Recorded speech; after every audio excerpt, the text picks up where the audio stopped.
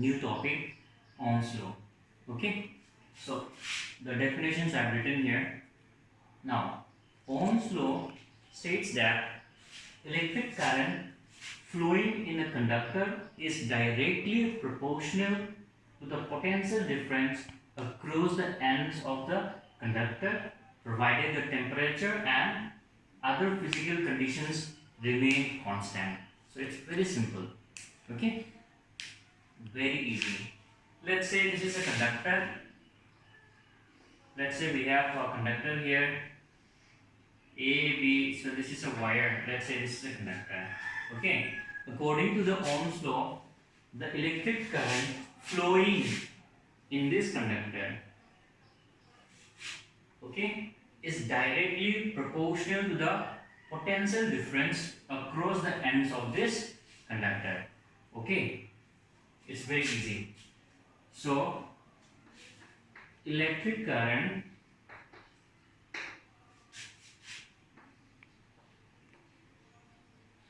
is directly proportional to the, I'll write in short, okay, PD. PD means the potential difference.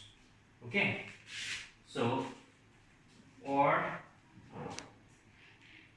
if I is the current, if I is the current in this conductor and V is the potential difference. I am writing in short, okay? PD is the potential difference. So if I is the current and V is the potential difference, then as per the Ohm's law, what Ohm's law states that I is directly proportional to the potential difference. Okay, or we can write potential difference is directly proportional to the current flowing in the conductor. Very simple. Okay, but what you need to understand here is that across the ends of the conductor, now provided the temperature of this conductor has to be constant and the other physical conditions remain constant. So the temperatures and the other physical conditions. What are the other physical conditions? The provided configurations. What are the configurations? The length, the area of cross sections, and the temperature of this conductor has to be constant. Then potential difference will be proportional to the current. Okay, we'll discuss more elaborately. Okay, so when there is a constant, then we can remove these proportions. So constants, I'm underlining this, I'll underline this. Okay, when there is a constant, we can replace this constant by giving a equal to sign and then giving a sign of constants, V equal to Ri or V equal to IR. So this is the mathematical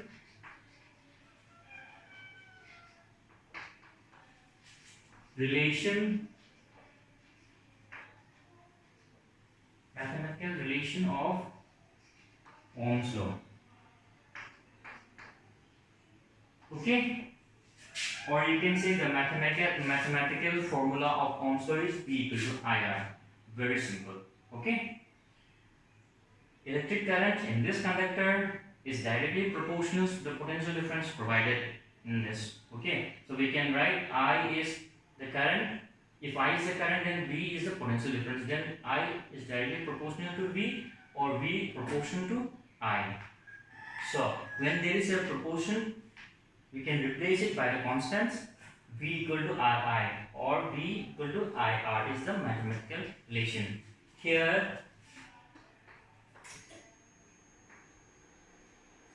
R is the proportionality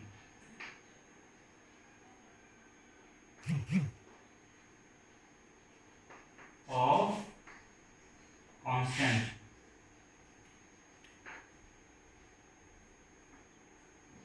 So this proportionality we have replaced by giving this equal to constant. Okay. Here R is the proportionality of constant and is known as the resistance of the space is little small here, okay, but you can understand.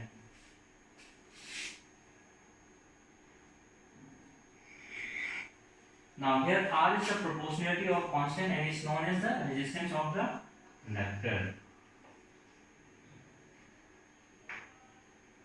Okay. It is very easy. Okay. So this proportionality we have replaced it by using the equal to with the constant sign R, and this R is the proportionality of constant which is known as the resistance of this conductor. It's very simple.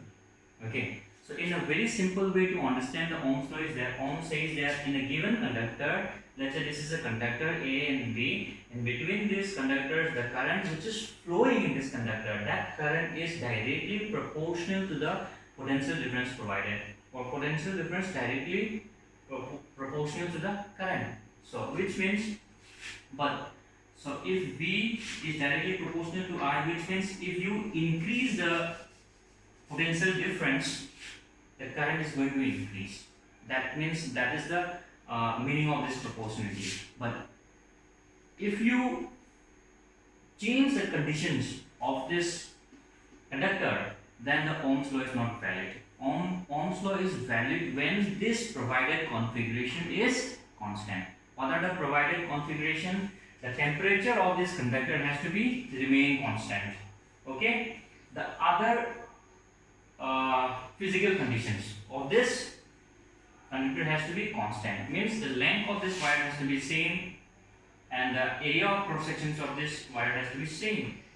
All these three conditions, configurations are satisfied, then the Ohm's law is valid. Otherwise, Ohm's law is not valid. Okay. Now, in this constant temperature, length, and the area of cross sections of this wire, if I increase, let's say we first take a potential difference of 1.5, we get some amount of electric current. Okay. Second time, if you double the potential difference, means increase it. So 1.5, 2 times you provide the potential difference, and we have 3 volt. Then the current also you will get double here, 2 times. Okay. Now in the third time, 3 times, if you increase the potential difference by 1.5, okay, then it becomes 4.5. You will get the current increase here.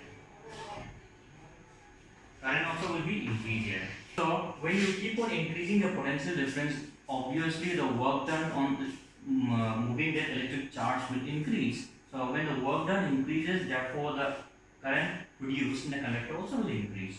So this is what Ohm's law states. Okay. But one thing you need to remember is that the configuration provided has to be constant. For example, in the first case we have this conductor which has this length, this area of cross section, and then the constant temperature. So some amount of potential difference is provided, PD, and some amount of current we get it here. Okay. Now, if you change the same conductor here, A and B, so let's say this is the same conductor. Okay. So potential difference is also same, but the temperature, the potential difference which you provide in this conductor is the same potential. So if I provide here 1.5 volt, okay, of potential difference on this conductor, if I apply the same potential difference here 1.5, okay, and then the temperature and the length and the area of cross sections of this wire same here, but if I change the temperature here, but the length and the area of cross sections of the wire is same, but just I change the temperature. Temperature is not constant here. So what will happen? The flow of electric charges in this conductor will be different, though I provide the same potential difference. The amount of current produced will be different, not the same. So in the same case, the same conductor with the same length, with a different length. This is a longer conductor. Same temperature provided here, same potential difference provided here. Temperature same, constant, temperature constant here, area of cross section is constant, just the length of the wire is longer than the previous one, just increase the length. So what will happen? Though you provide the same potential difference here, the amount of current produced will not be same because the amount of work done will not be same. The length of the wire has been increased. So Ohm's law is not valid in these conditions. So Ohm's law is valid when the provided configurations are constant. Temperature, other physical conditions means the length and the area of the cross sections on the wire has to be constant. When these conditions are fulfilled, then the Ohm's law is valid in this condition only. Okay. Now in the next class we'll learn about the factors on which the resistance of a conductor depends. Stay home, stay safe. Do it for self. Do it for your family. Do it for India. Let's break the chain of COVID-19. हम होंगे कामयाब, जय हिंद। हम होंगे कामयाब, जय हिंद। हम होंगे कामयाब, जय हिंद।